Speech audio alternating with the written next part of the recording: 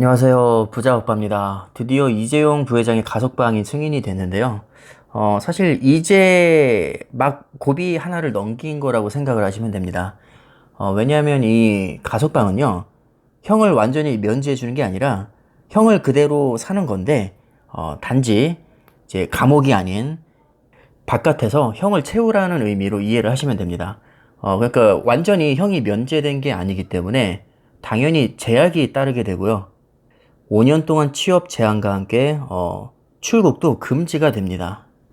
물론 영구적으로 금지되는 것은 아니고요. 이게 법무부 장관의 승인을 받으면 또 허용이 되기도 합니다.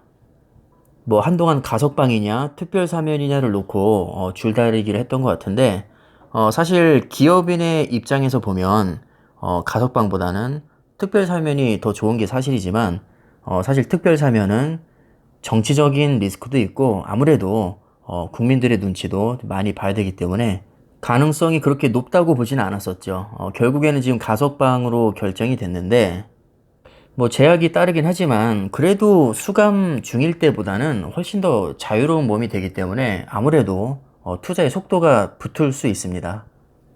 저는 사실 국내 반응보다는 외신 반응이 더 궁금해서 이제 외신 반응을 찾아봤는데 로이터에서는 이재용 부회장만이 뭐 주요 투자와 M&A를 결정할 수 있다. 이런 코멘트를 달았고요. 니케이에서는 뿌리 깊은 반기업 정서가 바뀌고 있다. 이런 식으로 이재용 부회장을 약간 옹호해주는 듯한 뉘앙스를 지금 풍기고 있죠.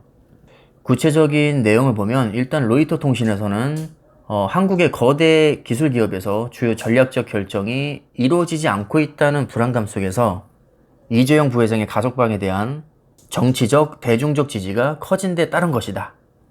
재계도 정부에 그의 석방을 호소했다. 이렇게 해석을 하고 있습니다. 그 뒤의 내용이 더 중요한데요. 일상적인 운영은 이 부회장의 부재에 영향을 받지 않더라도 회사 소식통에서는 주요 투자와 인수합병 사업에 관한 결정은 이 부회장만이 내릴 수 있다고 말했다. 물론 로이터 통신에서 직접 한 얘기는 아니고 인터뷰를 통해서 들은 얘기를 옮겨 적은 거죠. 어쨌든 지금 전반적인 분위기를 보면 좀 옹호를 하는 듯한 느낌이 들고요. 향후 대규모 투자와 M&A에 속도를 낼 수 있다는 발판을 마련했다는 의미로 지금 해석을 하고 있습니다. 그 다음에 월스트리트 저널에서는 좀 더 현실적인 문제를 짚고 있는데 일단은 가석방이 됐다고 해도 우리나라 법 자체가 경제사범에게는 5년간 취업을 금지시키거든요. 그러니까 가석방이 됐다고 해도 자유롭게 경제활동을 할 수는 없습니다. 그리고 심지어 해외여행도 제한이 되죠. 그래서 출국을 하려면 이 법무부 장관의 승인을 또 받아야 됩니다. 뭐 활동이 그렇게 자유롭다고 볼 수는 없겠죠. 근데 아직까지는 법무부에서 뭐 이 부분에 대해서 언급한 게 없기 때문에 일단은 원칙대로 출국이나 취업에 제한을 받는다고 봐야겠죠. 그 다음에 일본의 니케이 신문에서는 우리나라에서 뭐 설문조사를 해봤더니 국민의 한 60%에서 70%가 뭐 이재용 부회장의 가석방을 찬성했다. 이것으로 봐서 그동안 한국에 뿌리 깊게 남아있던 반기업 정서가 좀 바뀌고 있는 게 아닌가 이렇게 또 해석을 하고 있네요.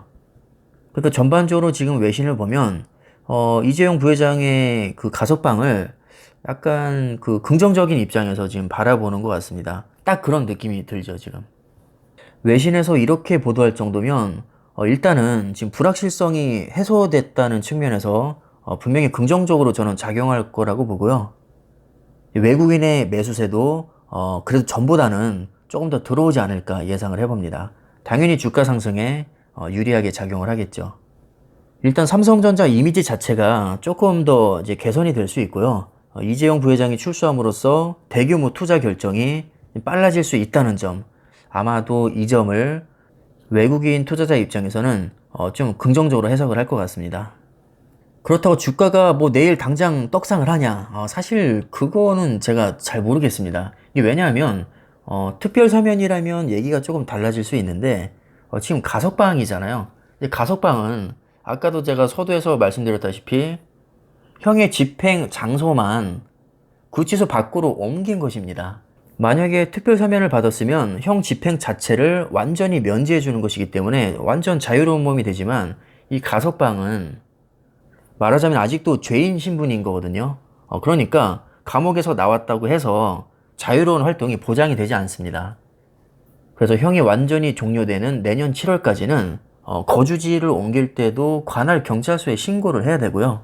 해외 출국을 할 때도 법무부 심사를 받아야 됩니다.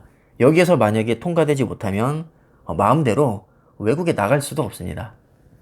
그리고 또 문제가 있습니다. 삼성물산과 제일모직 불법 합병에 대해서 또 재판을 받아야 되고요. 프로포폴 불법 투약 의혹에 대해서도 지금 재판을 받아야 됩니다. 이제 막 법정 공방을 시작한 상태라서 아직도 이게 최종 선고까지 가려면 꽤 많은 시간이 남아 있는 것이고요. 그 기간 동안에 또 자유롭지 못한 몸이라고 봐야겠죠. 이런 것이 또 이슈화가 되고 기사화가 될 때마다 아무래도 또 외국인 투자자 입장에서는 야, 삼성전자가 뭔가 좀 문제가 많구나. 뭔가 그렇게 투명하지 못하고 불법 의혹을 많이 받고 있구나. 이런 안 좋은 이미지를 심어줄 수 있기 때문에 뭐 이번 가석방 하나로 뭐 주가가 떡상할 거냐? 글쎄요. 그렇게 단정 짓기에는 아직도 불확실성이 좀 많이 남아있다고 봅니다. 만약에 여기서 또 유죄가 확정이 되고 또 수감을 하게 된다면 뭐 도루묵이 되는 거니까요. 앞으로 해결해야 될 난제들이 정말 첩첩산중입니다. 제가 벌써부터 궁금해지는 게 과연 오늘 이재용 부회장의 가석방으로 내일 주가에 어떤 영향이 있을지 정말 예측하기가 너무 힘들거든요. 과연 떡상을 해줄지 아니면 아무 반응이 없거나 뭐 오히려 하락을 할지 사실 주가가 빠져도 뭐 이상할 게 전혀 없는 상황이긴 하거든요. 만약에 오늘 미국 증시나 필라델피아가 하락을 한다면 뭐 얼마든지 묻힐 수도 있다고 생각이 들고요. 이미 대다수의 투자자들이 뭐 가석방을 예상을 했기 때문에 뭐 반응이 없을 수도 있고요. 뭐 어떤 반응이 나와도 사실 전혀 이상할 게 없는 상황이기 때문에 우리가 뭐 너무 기대를 갖기보다는 조금 냉정한 시각으로 지켜볼 필요가 있다고 봅니다.